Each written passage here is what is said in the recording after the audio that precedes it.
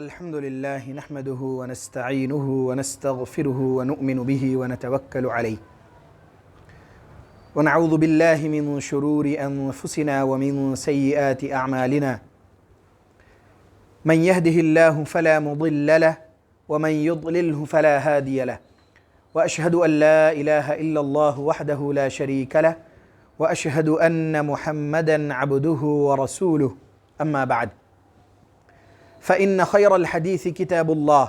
وخير الهدي هدي محمد صلى الله عليه وسلم وشر الأمور محدثاتها وكل محدثة بدعة وكل بدعة ضلالة وكل ضلالة في النار. قال الله تبارك وتعالى في القرآن الكريم: أعوذ بالله من الشيطان الرجيم.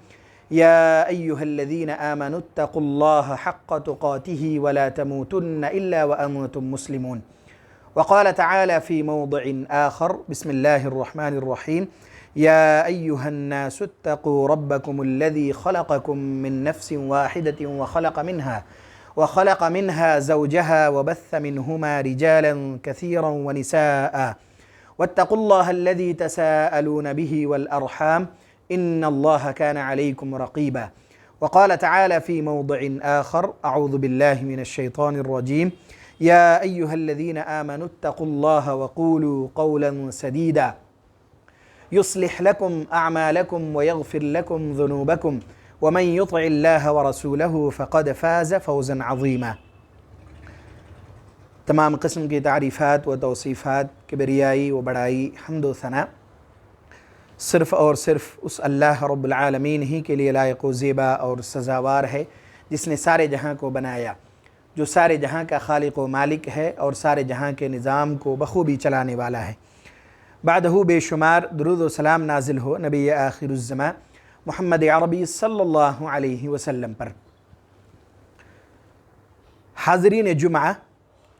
رمضان کے استقبال سے متعلق چند آداب آپ کے سامنے گزشتہ جمعے کے خطبوں میں آ چکے ہیں۔ اب آپ کے سامنے رمضان کے مختصر فضائل اور خصوصی طور پر رمضان کے مہینے میں جو اعمال ہمیں کرنے چاہیے، ان اعمال کا ذکر انشاءاللہ آپ کے سامنے کیا جائے گا، اور یہ تقریباً ہر سال کیے جاتے ہیں اور خطبوں میں یہ دہرائے جاتے ہیں تاکہ باتیں ہمیں جو یاد ہوں، بہت اچھی بات ہے، اور جو ذہن سے نکل گیا ہو اسے اچھی طرح ہم یاد کر لیں۔ اور یہ جو مہینہ ہے، جو ایک شدت کے ساتھ انتظار کے بعد ہم میں سے ہر شخص کو یہ ملتا ہے، اور اللہ تبارک و تعالیٰ کی جانب سے بہت بڑی نعمت ہے، اور آپ اور ہم سبھی جانتے ہیں کہ ہر ایک کو یہ میسر نہیں ہوتی۔ گزشتہ رمضان کتنے سارے لوگ رہے ہوں گے جو اس رمضان موجود نہیں ہے اس دنیا میں، اس لیے اللہ کا شکر بھی بجا لانا چاہیے کہ اللہ تبارک و تعالیٰ ہمیں یہ مبارک مہینہ صحت و تندرستی کے ساتھ ادا کرے، تو ہمیں شکر بجا لانا چاہیے۔ اور یہ بات بار بار میں دہرا اس لیے رہا ہوں کہ یہ مہینہ اور جب آتا ہے، عام طور سے ہم اور آپ کچھ ایسے کاموں میں مشغول ہو جاتے ہیں کہ جس کی وجہ سے یہ مہینہ جس طرح گزرنا چاہیے اس طرح گزر نہیں پاتا ہے، اور شہروں میں مشغولیات اتنی ہوتی ہے کہ آدمی نہ چاہ کر بھی بعض دفعہ اس میں مشغول ہو جاتے ہیں۔ اس لیے ہر شخص کو یہ چاہیے کہ رمضان شروع ہونے سے پہلے ہی ساری چیزوں کی ایک ترتیب بنائے، ساری چیزوں کو منظم انداز میں رکھے، تاکہ اس مہینے کو اچھی طرح وہ کیا کر سکے، گزار سکے۔ یہاں تک کہ جو لوگ کاروباری ہیں، کام کاج میں مشغول رہتے ہیں، وہ بھی اپنے حساب سے ایک ترتیب بنائیں۔ جو فارغ ہیں، جن کے پاس خالی وقت ہیں، ان کے پاس تو کافی اچھا موقع ہے کہ وہ کیا کریں، اپنے وقت کو زیادہ سے زیادہ ذکر و اذکار میں، عبادات میں، قرآن کی تلاوت میں، اللہ تبارک و تعالیٰ نے مال و دولت کی فراوانی دی ہو تو صدقہ و خیرات میں، ان ساری چیزوں میں اپنے آپ کو اس مہینے میں خصوصی طور پر ملوث کریں۔ اور جو لوگ روزمرہ کے کاموں میں مشغول ہیں، روزمرہ کے ان کے پاس جو کام کاج ہیں، ان کاموں کو چلاتے ہوئے بھی، چونکہ کام کاج آدمی روک دے تو پھر اپنی ضروریات میں مشقتیں ہوں گی۔ ہر شخص کو اپنے کام کاج کے ساتھ بھی اپنی ترتیب ایک بنانی چاہیے، اور کچھ نہ کچھ وقت خصوصی طور پر نکالنے چاہیے تاکہ اس مہینے کو اچھی طرح کیا کر سکیں، گزار سکیں۔ آئیے آپ کے سامنے کچھ فضائل اس مہینے کے رکھے جاتے ہیں، اور پھر اس کے بعد جو اس مہینے میں خصوصی طور پر کچھ کام کرنے چاہیے، ان کام اور ان کے بھی کچھ مختصر فضائل آپ کے سامنے رکھے جائیں گے۔ کئی مرتبہ یہ بات ہم سن چکے ہیں کہ یہ جو مہینہ آ رہا ہے، اللہ تبارک و تعالی ہم سب کو صحت و تندرستی کے ساتھ یہ مہینہ بار بار عطا فرمائے۔ یہ جو مہینہ آ رہا ہے یہ وہ مہینہ ہے جس کے بارے میں سورہ بقرہ میں اللہ تبارک و تعالی نے یہ ارشاد فرمایا، شہر رمضان الذی انزل فیہ القرآن ھدی للناس وبینات من الھدی والفرقان۔ اتنی بڑی فضیلت کی بات ہے یہ، کتابوں میں سب سے افضل کتاب قرآن کریم، اللہ تبارک و تعالی نے اسی مہینے اسے نازل فرمایا۔ اس بات سے ہی اس مہینے کی فضیلت کا ہم اور آپ اندازہ لگا سکتے ہیں کہ اللہ تبارک و تعالی نے اس مہینے کو کتنا فضل والا بنایا، کتنا اہمیت اور فضیلت والا بنایا۔ چنانچہ اس کا ذکر اللہ تبارک و تعالی نے قرآن کریم میں کر دیا، شہر رمضان الذی انزل فیہ القرآن، کہ رمضان کا مہینہ وہ مہینہ ہے جس میں قرآن کو نازل کیا گیا۔ وہ قرآن جو لوگوں کے لیے ہدایت کا ذریعہ ہے، وہ قرآن جو حق اور باطل کے درمیان فرق کرنے والی کتاب ہے۔ اللہ تبارک و تعالی نے اس کتاب کو اس مہینے میں نازل کی۔ اس سے اس مہینے کی فضیلت اور اہمیت کا اندازہ ہوتا ہے، اور یہ بات آپ کے سامنے آ چکی ہے کہ جب کسی چیز کی اہمیت کا اندازہ ہو تو ہمیں سب سے پہلے جب اس کے اندازہ ہم کر لیں گے، اس کی فضیلت کو ہم جان لیں گے، تب اس کی قدر ہمارے دل میں رچے گی اور بسے گی، تب ہم اس کو اچھی طرح ان کی قدر کر سکیں گے۔ جب اتنا فضیلت والا مہینہ اللہ تبارک و تعالی ہمیں عطا کرے تو ہمیں کیا کرنا چاہیے؟ ان چیزوں کی طرف توجہ کی ضرورت ہے۔ چنانچہ کچھ فضیلت اور بیان کرتے ہوئے آپ کے سامنے گزشتہ ہفتہ بھی یہ آیت آئی، سورہ قدر میں اللہ تبارک و تعالی نے یہ ارشاد فرمایا کہ اس مہینے میں ایک ایسی رات آتی ہے جو 1000 مہینے عبادت سے زیادہ افضل ہے۔ اندازہ لگائیے، اسی مہینے میں ایک ایسی رات آتی ہے کہ جس کی عبادت 1000 مہینوں کی عبادت سے کیا ہے؟ بہتر ہے۔ چنانچہ اللہ تبارک و تعالی نے یہ ارشاد فرمایا، لیلۃ القدر خیر من 1000 شہر، کہ لیلۃ القدر جو ہے یہ 1000 مہینوں سے بھی زیادہ بہتر اور افضل ہے۔ یہ بھی اسی مبارک مہینے میں ہے۔ اگر کسی آدمی کے کان میں یہ 2 آیتیں پڑ جائے جو اللہ تبارک و تعالی نے فضیلت کے باب میں بیان کی ہیں تو بھی بہت کافی ہے۔ چہ جائے کہ بہت ساری آیتیں احادیثیں فضیلت کے تعلق سے وارد ہیں، اس لیے میں مختصر طور پر بیان کر رہا ہوں تاکہ ان فضیلتوں کو ہم اچھی طرح سمجھ لیں اور اس کی قدر اپنے دل میں بٹھائیں کہ اللہ تبارک و تعالی نے کتنا اہم وقت ہمیں عطا کیا ہے۔ ہم اور آپ سب دیکھتے ہیں وقت کتنا جلدی جلدی گزرتا ہے۔ رمضان ابھی شروع ہوا چاہتا ہے 1-2 دن میں، اور شروع ہوتے ہی آپ کو اندازہ بھی نہیں لگے گا کیسے ختم ہو گیا ہو۔ آپ ہر دن دیکھ لیجئے، ہر ہفتے دیکھ لیجئے، ایسا لگتا ہے ہر 2 دن کے بعد جمعے کا خطبہ ہو رہا ہے۔ وقت اتنا جلدی جلدی گزر رہا ہے۔ رمضان بھی آئے گا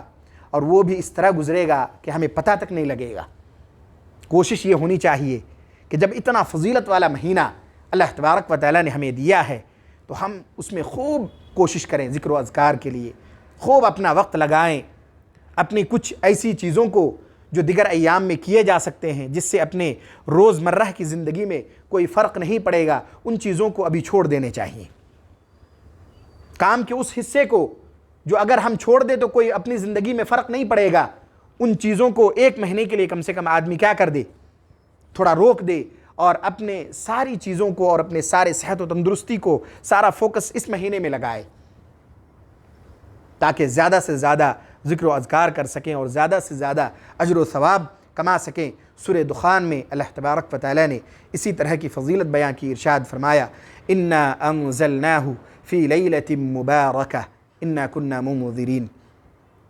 کہ قرآن کو ہم نے ایک مبارک رات میں نازل کی ہے۔ وہی لیلۃ القدر کا ذکر فرمایا سورہ دخان میں کہ قرآن کو ہم نے ایک مبارک رات میں نازل کی ہے، اور پھر آگے یہ بھی ارشاد فرمایا وہ رات اتنی مبارک ہے جس کی فضیلت آئی کہ 1000 مہینوں سے زیادہ افضل ہے۔ اور ایک فضیلت سن لیجئے، اللہ تبارک و تعالی نے یہ ارشاد فرمایا، فیہا یفرق کل امر حکیم، ہر طرح کے معاملات کا فیصلہ اس رات کو اللہ تبارک و تعالی کرتا ہے۔ تو یہ ساری چیزیں، یہ ساری فضیلتیں ہمیں سننے کے بعد اس پر اچھی طرح ہماری یہ مہینے کی قدر اپنے دل میں بٹھانے کی ضرورت ہے۔ بہت مشہور روایت ہے کہ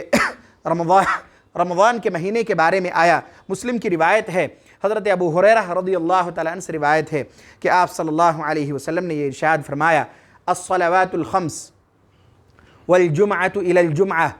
ورمضان إلى رمضان مكفرات ما بينهن إذا اجتنب الكبائر۔ بہت بڑی فضیلت ہے، اور اس کو ایک ترتیب سے سمجھیے۔ اللہ کے نبی صلی اللہ علیہ وسلم نے یہ ارشاد فرمایا، الصلوات الخمس، 5 نمازیں، جو آدمی 5 نمازوں کی پابندی کرتا ہے، اور یہ صرف رمضان کے بارے میں نہیں ہے، یہ سارے دنوں کے بارے میں ہے، رمضان کا ذکر آگے آ رہا ہے۔ الصلوات الخمس، 5 نمازیں، جو شخص 5 نمازوں کی پابندی کرتا ہے، ظاہر بات ہے انسان ہے تو فطری طور پر کچھ نہ کچھ گناہ بھی کیا ہو جاتے ہیں، سرزد ہوتے رہتے ہیں، بہت سارے گناہ انسانوں سے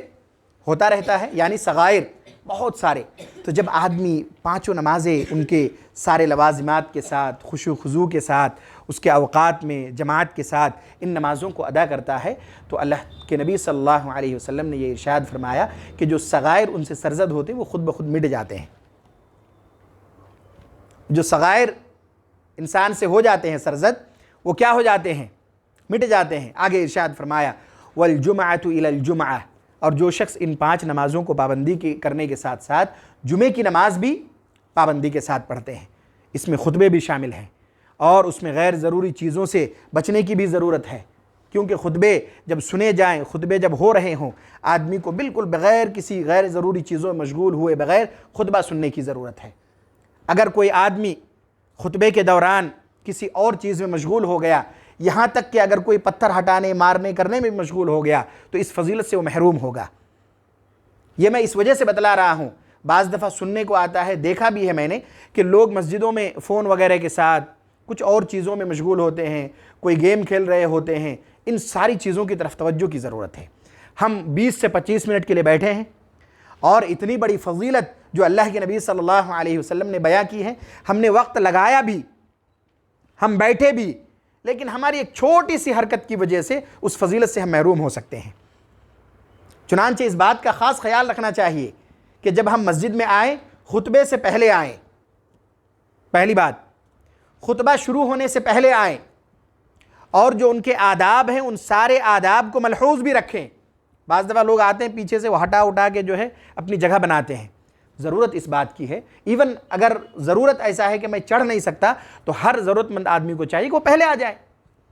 تاکہ دوسروں کو تکلف نہ ہو۔ ٹھیک ہے کہ دوسرے لوگ اس بات کی طرف بھی توجہ دیں کہ ضرورت مندوں کو جگہ دے، لیکن جو پہلے آئے ہیں وہ زیادہ حقدار ہیں کہ ان کو کیا صف اول میں جگہ ملے۔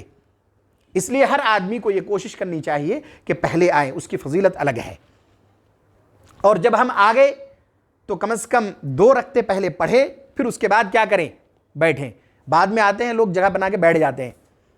کئی خطبوں میں شروع ہونے سے پہلے اس چیز کی طرف رہنمائی کی گئی، آپ کبھی بھی آئیں، اگر خطبہ بھی چل رہا ہو تو پہلے کیا کریں، 2 رکعتیں ادا کریں، اس کے بعد بیٹھیں۔ بہت مشہور روایت ہے جس میں اللہ کے نبی صلی اللہ علیہ وسلم نے خطبے کے دوران، ایک صحابی آئے، بیٹھ گئے، وہ آپ صلی اللہ علیہ وسلم نے ارشاد فرمایا، 2 رکعتیں پڑھ لیا آپ نے؟ انہوں نے کہا نہیں۔ کھڑے ہو جاؤ، پڑھ لو 2 رکعت، پھر بیٹھو۔ تو پہلے 2 رکعتیں پڑھنی ہے مسجد آنے کے بعد، چاہے خطیب خطبہ دے رہا ہو تب بھی کیا کرے آدمی، پہلے 2 رکعتیں پڑھے، اس کے بعد بیٹھے۔ اس سے ایک بات اور سمجھیے، اگر میں کبھی کسی کو کہہ دوں، کوئی آئے بیٹھ گئے کہ نہیں کھڑے ہو جائیے 2 رکعتیں پڑھ لیجئے، اس کا یہ مطلب نہیں ہے کہ میں ان کو تھوڑی شرمندہ کر رہا ہوں یا ان کو جو ہے رسوا کرنے کی کوشش کر رہا ہوں۔ یہ اللہ کے نبی صلی اللہ علیہ وسلم کا طریقہ تھا، یہ ہے نا۔ آپ صلی اللہ علیہ وسلم کیا کرتے تھے، آپ نے خطبے کے دوران کہا نا، اس کا مطلب یہ ہے، یہ کوئی رسوائی والی بات نہیں ہے۔ ہو سکتا ہے لا علمی کی وجہ سے انہوں نے نہ پڑھا ہو، بیٹھ گئے ہوں، تو اگر کبھی کہہ دیے جائیں، کوئی بھی خطیب اگر کہہ دے تو اسے اس طرح نہیں لینا چاہیے مجھے سب کے سامنے کیسا کہہ دیا آپ، نہیں، یہ اللہ کے نبی صلی اللہ علیہ وسلم کا طریقہ تھا، نہیں۔ اور ہم سبھی سیکھنے کے لیے آتے ہیں نا، کبھی بھی دروس میں جب بیٹھیں، چاہے وہ 2-4 منٹ کا ہی درس کیوں نہ ہو، مثال کے طور پر عشاء کے بعد درس حدیث ہے، فجر کے بعد درس قرآن ہے، اگر اس میں کسی چیز کی طرف رہنمائی کی جائے، کوئی چیز بتلائے جائے، تو یہ سیکھنے کے لیے ہوتا ہے، اصلاح کے لیے ہوتی ہے نا۔ ہر آدمی اور جب تک ہم اپنی اصلاح کی کوشش کرتے رہیں گے کامیاب ہوں گے، اور جس دن یہ لگے گا نہیں اب مجھے سیکھنے کی ضرورت نہیں ہے، اسی دن سے اسی وقت سے ہماری اور آپ کی تباہی شروع ہو جائے گی۔ اس لیے اگر کبھی کوئی خطیب ہم میں سے کسی کو بھی یہ کہہ بھی دے کہ بھئی آئے، انہوں نے دیکھا کہ آ کر بیٹھ گئے، اگر پوچھے بھئی پڑھ لیا آپ نے؟ نہیں پڑھی تو پڑھ لیجئے، تو اس میں کوئی ایسی برائی والی بات نہیں ہے، یا خطیب آپ کو اور ہمیں کوئی رسوا کرنے کے لیے نہیں کہہ رہا ہے، بلکہ یہ اللہ کے نبی صلی اللہ علیہ وسلم کا طریقہ تھا، آپ نے اسی طرح کہا ہے۔ اس سے پتہ چلتا ہے کہ خطبوں کے دوران بھی ان کی رہنمائی جو لوگ جو نہیں پڑھتے ہیں یا بیٹھ جاتے ہیں، لا علمی کی وجہ سے ہو یا کسی اور وجہ سے بھی ہو، تو پھر ان کی رہنمائی کی جا سکتی ہے۔ تو اس بات پر آتے ہیں دوبارہ کہ اللہ کے نبی صلی اللہ علیہ وسلم نے یہ ارشاد فرمایا وَالْجُمْعَةُ إِلَى الْجُمْعَةِ، ایک جمعہ سے دوسرے جمعہ کے درمیان جو شخص پانچوں وقت کی پابندی کرتے ہیں، پھر جمعے کی نماز کی بھی پابندی کرتے ہیں۔ ایسا ہو سکتا ہے کہ نماز کی وجہ سے اگر کچھ کوتاہیاں ہو گئی، کبھی جماعت سے ادا نہیں ہو سکی، کبھی قضا ہو گیا، کچھ جو ہے گناہ رہ گئے، تو جس نے پابندی کی جمعے کی نماز کی تو اس دوران اگر کچھ کوتاہی ہوئی تو اس کی وجہ سے وہ معاف کر دیے جائیں گے۔ اللہ کے نبی صلی اللہ علیہ وسلم نے آگے ارشاد فرمایا وَرَمَضَانَ إِلَى رَمَضَانَ، اور یہی حال رمضان کے مہینے کا ہے کہ رمضان کے روزے فرض ہے، جب آدمی پابندی سے ان روزوں کو رکھتا ہے تو اس کے جو فضائل ہے، جو اجر ہے، وہ تو ملیں گے ہی، ساتھ ساتھ اس درمیان نماز کی پابندی ہی، کبھی کوتاہی ہو گئی، جمعے میں کبھی تاخیر سے آ گئے، کبھی جو ہے کسی وجہ سے دور تھے رہ گئے، تو اس دوران اگر کوئی کوتاہی ہوئی، رمضان کے مہینے کے جب آدمی روزے پابندی سے رکھتے ہیں تو چونکہ جو اجر ہے ان کا وہ اجر تو ملے گا ہی جو اللہ نے ذمہ داری لے رکھی ہے، اس کے ساتھ ساتھ اگر اس دوران کوئی صغائر ان سے سرزد ہو جائے تو وہ کیا ہو جائیں گے؟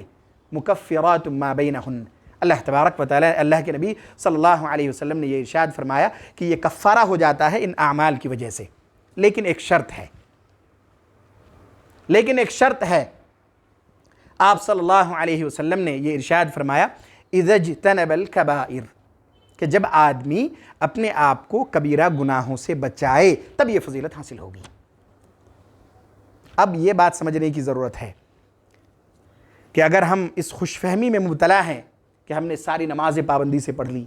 جمعے کی نماز بھی ہم نے خطبوں کے ساتھ بغیر کسی غیر ضروری چیزوں میں مشغول ہوئے بغیر ہم نے شرکت کی، رمضان کے روزے بھی ہم نے رکھ لیے، اور پھر اگر کوئی کبیرہ گناہ بھی ہم نے کیا تب پھر یہ اجر یا یہ فضیلت ہمیں حاصل نہیں ہوگی۔ جھوٹ بولنا کبیرہ گناہوں میں سے ہے، ماں باپ کی نافرمانی کرنا کبیرہ گناہوں میں سے ہے نا، کسی کو دھوکہ دینا کبیرہ گناہوں میں سے ہے، وعدہ خلافی کرنا کبیرہ گناہوں میں سے ہے، بہت ساری چیزیں ہیں۔ ان ساری چیزوں سے بچنے کے ساتھ ساتھ جب ہم یہ عمل کریں گے تو ہمیں یہ فضیلت حاصل ہوگی۔ بہت بڑی شرط ہے، اس شرط کو یاد رکھنے اور پھر اپنے آپ کو اسی طرح تیار کرنے کی ضرورت ہے۔ اس کے بعد آئیے کہ رمضان کے مہینے، اس کے روزے اور اس کے قیام کے بارے میں اللہ کے نبی صلی اللہ علیہ وسلم نے جو فضیلت بیان کی، ارشاد فرمایا، بخاری کی روایت ہے، من قام رمضان ایمانا واحتسابا غفر له ما تقدم من ذنبه، کہ جس شخص نے قیام کیا رمضان میں ایمان اور ثواب کی امید سے، اجر کی امید سے، تو اس کے پچھلے گناہ معاف کر دیے جائیں گے۔ اس سے مراد جب بھی اس طرح کی کوئی روایت آئے، کئی مرتبہ میں نے آپ کے سامنے یہ بات کہی ہے کہ جب بھی اس طرح کی کوئی روایت آئے اس کا مطلب ہی ہوتا ہے کہ وہ صغیرہ گناہ ہے۔ جس روایت میں بھی یہ بات آئے کہ ان اعمال کی وجہ سے گناہ معاف کر دیے جاتے ہیں، سال بھر کے گزشتہ گناہ ہے نا، اس کے درمیان کے جو ابھی روایت آپ کے سامنے آئی کہ پانچوں نمازوں کے درمیان ہونے والے گناہ نماز کے پڑھنے سے ختم ہو جاتے ہیں، جمعے کی نماز پابندی سے پڑھنے کی وجہ سے ان کے درمیان ہونے سے جو گناہ سرزد ہوتے ہیں وہ معاف ہو جاتے ہیں۔ اس طرح کی جتنی بھی روایت ہے، ایک اصول اور ایک ضابطہ یاد رکھیے، اس سے مراد ہی ہوتے ہیں کیا؟ صغیرہ گناہ، کبیرہ نہیں۔ کیوں؟ کبیرہ گناہ جب تک آدمی توبہ و استغفار نہ کرے اس وقت تک معاف نہیں ہوتی۔ کبیرہ گناہ جب تک آدمی توبہ و استغفار نہ کرے اس وقت تک معاف نہیں کی جاتی، اور اگر اس کبیرہ گناہ کا تعلق کسی بندے سے ہے، یعنی حقوق العباد میں سے ہے، تب تو پہلے اس بندے کے حقوق کو یا تو ادا کرنا ہے یا ان سے معافی مانگنی ہے، تب وہ کبیرہ گناہ کیا ہوں گے؟ معاف کیے جائیں گے۔ مثال کے طور پر کسی آدمی نے کسی کے مال ہڑپ لیے، تو ظاہر بات ہے جس کا ہڑپا ان کو تکلیف تو ہوگی نا، کبیرہ گناہوں میں سے ہے، انہوں نے دبا لیا، بے ایمانی کر لیا، تو اب اگر اس سے معافی چاہتے ہیں تو سب سے پہلے جن کے حقوق میں ہم نے حق تلفی کی ہے، یعنی جن کا مال ہم نے لے لیا ہے دھوکے سے کسی اور طریقے سے اور ہم دے نہیں رہے ہیں، تو سب سے پہلے ان کو حقوق ادا کرنے ہوں گے، ان کے مال لوٹانے ہوں گے پہلے، تب یہ گناہ معاف ہوگا، ورنہ کبھی یہ گناہ معاف نہیں ہوگا۔ یا پھر اگر آدمی لوٹانے کے قابل نہیں ہے تو جن سے لیا ہے، جن کا مال ہے، وہ آپ کو اگر معاف کر دے، آپ کنونس کر لیں ان کو کہ بھائی نہیں دے سکتا میں، مجھے معاف کر دو، وہ کر دے، تب یہ ایک راستہ ہے۔ کیونکہ جب معاملہ حقوق العباد کا ہوتا ہے نا تو وہ بہت ہی خطرناک ہے۔ حقوق اللہ میں آپ ایک بار کو امید کر سکتے ہیں کہ اللہ تبارک و تعالی غفور الرحیم ہے، ہو سکتا ہے بخش دے، توبہ و استغفار کر لیں، لیکن جب معاملہ حقوق العباد کا ہو تو پھر اس میں بہت زیادہ محتاط ہونے کی ضرورت ہے۔ بہت کوتاہیاں ہوتی ہیں معاشرے میں، بے شمار کوتاہیاں اس میں ہوتی ہیں۔ الگ الگ چیزوں کے نام سے پیسے لیے جاتے ہیں، پھر اس کو الگ الگ طریقوں سے پھرا کر یا تو اس میں سے کچھ ہڑپ لیے جاتے ہیں، کچھ لوٹائے جاتے ہیں، کچھ ضائع کر دیے جاتے ہیں، بے شمار ہوتے ہیں۔ یہ ہم میں سے ہر شخص جانتا ہے۔ یہ کچھ کام کروانا ہو، فلاں آدمی کئی لاکھوں روپے مانگتے ہیں، بعض دفعہ کام نہیں بھی ہوتا ہے، پھر بھی وہ واپس نہیں آتے ہیں، اس میں سے کچھ واپس آ جاتے ہیں۔ ان ساری چیزوں کی طرف توجہ کی ضرورت ہے کہ اگر ہم نے کسی بندے کے حق میں حق تلفی کی تو سب سے پہلے اس بندے سے ہمیں معافی یا پھر ان کے حقوق ادا کرنے ہوں گے، یا پھر ان سے معافی مانگنی ہوگی، تبھی معاف ہوں گے۔ تو اس طرح کی جو بھی روایتیں ہمارے سامنے آتی ہیں یا آپ کے سامنے رکھی جاتی ہیں، ان روایتوں کا مطلب ہی یہی ہوتا ہے کہ اس سے مراد کون سے گناہ صغیرہ، جو چھوٹے چھوٹے گناہ سرزد ہو جاتے ہیں، ان گناہوں کا ذکر ہے۔ چنانچہ اللہ کے نبی صلی اللہ علیہ وسلم نے یہ ارشاد فرمایا، بخاری کی روایت ہے، من قام رمضان ایمانا واحتسابا غفر له ما تقدم من ذنبه، کہ جس نے رمضان میں قیام کیا ایمان اور نیکی اور اجر کی امید کے ساتھ تو اس کے پچھلے گناہ معاف کر دیے جاتے ہیں۔ بخاری اور مسلم ہی کی روایت ہے جس میں اللہ کے نبی صلی اللہ علیہ وسلم نے یہ ارشاد فرمایا، من صام رمضان ایمانا واحتسابا غفر له ما تقدم من ذنبه، کہ جس نے رمضان کے روزے ایمان اور ثواب کی امید سے رکھا۔ فرض ہے آدمی نے اس مضبوطی کے ساتھ کہ اللہ تبارک و تعالیٰ نے اس عمل کو ہم پر لازم کیا ہے، اللہ تبارک و تعالیٰ نے ہمیں اس بات پر مکمل طور پر مکلف بنایا ہے کہ ہم رمضان کے روزے کیا کریں، رکھیں، اس لیے ہم نے رکھی، اور ہم نے اللہ تبارک و تعالیٰ کی ذات سے یہ بھی امید رکھی کہ جب ہم یہ روزے رکھیں گے تو اللہ تبارک و تعالیٰ ہمیں اس کے بدلے اجر و ثواب بھی دے گا۔ جو چیز اللہ نے ہم پر لازم کی ہے، ہم نے اللہ کے حکم کی تابعداری کرتے ہوئے اس حکم کو بجا لایا، اور ساتھ ساتھ ہم نے یہ بھی امید رکھی کہ اللہ تبارک و تعالیٰ ہمیں اس عمل کا کیا دے گا، بدلہ اور اجر بھی عطا کرے گا، بہتر بدلہ اور اجر بھی عطا کرے گا۔ اللہ کے نبی صلی اللہ علیہ وسلم نے یہ ارشاد فرمایا کہ ان کے بھی پچھلے گناہ کیا ہو جائیں گے، معاف ہو جائیں گے۔ اس کا مطلب یہ ہے کہ جو اجر ہے وہ تو ہے ہی، وہ تو ہمیں ملیں گے ہی، ساتھ ساتھ جو چھوٹے موٹے گناہ سرزد ہو جاتے ہیں، کچھ گناہ ہو گیا، کبھی راہ میں چلتے ہوئے بد نظری ہو گئی، کچھ اور چیزیں ہو گئی، ہے نا، اس طرح بہت سارے چھوٹے چھوٹے گناہ سرزد ہوتے رہتے ہیں، تو اس طرح کے گناہ کیا ہو جائیں گے اس سے، اجر کے ساتھ ساتھ۔ ایسا نہیں کہ اجر میں کوئی کمی کی جائے گی، اجر میں کوئی کمی نہیں کی جائے گی، اجر کے ساتھ ساتھ یہ گناہ بھی بخش دیے جائیں گے۔ اس کے بعد ایک اور فضیلت آپ کے سامنے رکھ کر میں اپنی باتوں کو اختتام کرتا ہوں کہ عام طور سے آدمی عمرے کے لیے جاتا ہے اور اس کا بھی اجر اللہ تبارک و تعالیٰ نے بے شمار رکھی ہیں، لیکن اگر آدمی عمرے کا وقت رمضان کا مہینہ طے کرے، یہ بہت فضیلت کی بات ہے، اور اتنی فضیلت کی بات ہے کہ ہر آدمی کا اب دل چاہے گا کہ اگر عمرہ کرنا ہو تو رمضان میں کریں۔ حدیث میں آیا، اللہ کے نبی صلی اللہ علیہ وسلم نے یہ ارشاد فرمایا کہ جس نے رمضان میں عمرہ کیا اس نے گویا کہ حج کیا، مطلب حج کے برابر اجر ملے گا۔ اور ایک بات کہی جو اللہ کے نبی صلی اللہ علیہ وسلم نے فضیلت کے طور پر کہ جس نے رمضان میں عمرہ کیا گویا کہ اس نے میرے ساتھ حج کیا۔ کتنی بڑی فضیلت ہے نا، گویا کہ اس نے میرے ساتھ حج کیا، اتنی بڑی فضیلت اللہ کے نبی صلی اللہ علیہ وسلم نے رمضان کے مہینے میں عمرہ کرنے کی رکھی ہیں۔ تو جب بھی کوئی فضیلت آپ اگر رمضان کے بجائے کسی اور دن میں بھی جائیں تو مال تقریباً اتنے ہی خرچ ہوں گے، تھوڑے بہت ہو سکتا ہے زیادہ ہو جائیں، ہے نا، مال میں تو اتنی زیادہ کوئی فرق نہیں پڑے گا، لیکن اجر دیکھیے، آپ فضیلت دیکھیے کہ اللہ کے نبی صلی اللہ علیہ وسلم نے جو فضیلت بیان کی اس کی طرف توجہ کیجئے۔ مال میں تھوڑا بہت فرق پڑ سکتا ہے کہ آدمی عام دنوں میں جائے تو تھوڑا کم خرچ ہوگا، اور اگر رمضان میں جائے تو تھوڑا بہت ہو سکتا ہے زیادہ ہو جائے، لیکن اجر دیکھیے جو اللہ کے نبی صلی اللہ علیہ وسلم نے بیان کی ہے۔ لیکن ایک بات ہمیشہ یاد رکھیے کہ اس کا مطلب یہ نہیں ہے کہ اگر کسی نے رمضان میں عمرہ کر لیا تو جو فرضیت والا حج ہے وہ ادا ہو گیا، ایسا نہیں ہے۔ یہ اجر کی بات ہے۔ اگر کسی پر حج فرض ہے مال و دولت کی وجہ سے، تو جب تک حج نہ کیے جائیں گے وہ فرض اس سے ختم نہیں ہوں گے۔ جو فضیلت بیان کی گئی اس کا یہ مطلب ہرگز نہیں ہے کہ آدمی رمضان میں عمرہ کر آئے اور وہ یہ سمجھے کہ نہیں جو فرض حج تھا وہ ختم ہو گیا، ایسا نہیں ہوگا۔ یہ اجر اور فضیلت کی بات ہے۔ یہ اجر اور فضیلت ہمیں حاصل ہو سکتا ہے۔ اس سے ایک بات اور سمجھ آئی کہ اگر ایک آدمی ہے جو مستطیع نہیں ہے، یعنی جن کے پاس اتنی مال و دولت نہیں ہے، یا ان پر حج فرض بھی نہیں ہوا ہے اور اتنی استطاعت بھی وہ نہیں رکھتا لیکن عمرے کی رکھتا ہے، تو انہیں کیا کرنا چاہیے؟ رمضان کے مہینے میں عمرہ کیجئے، آپ کو حج یا اللہ کے نبی صلی اللہ علیہ وسلم کے ساتھ حج کرنے جیسا اجر اور فضیلت حاصل ہوگا۔ کتنی وسعت اللہ کے نبی صلی اللہ علیہ وسلم نے اس روایت میں بیان کی ہے۔ بخاری کی روایت ہے، حضرت عبداللہ ابن عباس رضی اللہ تعالیٰ عنہما سے روایت ہے کہ آپ صلی اللہ علیہ وسلم نے ارشاد فرمایا فَإِنَّ عُمْرَةً فِي رمضان، کہ رمضان میں عمرہ کرنا تقضی حجتاً او حجتاً معی، کہ یہ اسی طرح ہے جیسا کہ اس نے حج کیا ہو، یا اسی طرح ہے کہ گویا اس نے میرے ساتھ حج کیا ہو۔ اتنی بڑی فضیلت اللہ کے نبی صلی اللہ علیہ وسلم نے رمضان کے مہینے میں یہ فضیلت رکھی۔ یہ اندازہ بھی لگائیں کہ اللہ کے نبی صلی اللہ علیہ وسلم نے جو فضیلت بیان کی یہ رمضان کے مہینے کے بارے میں ہے، کہ آدمی رمضان کے مہینے میں یہ عمل کرے تو ان کو اتنا زیادہ اجر ملے گا۔ یہ چند فضیلتیں آپ کے سامنے رمضان کے تئیں رکھی گئی۔ انشاءاللہ جو اعمال ہیں وہ آپ کے سامنے آگے رکھے جائیں گے تاکہ ہم رمضان کے مہینے کو اچھی طرح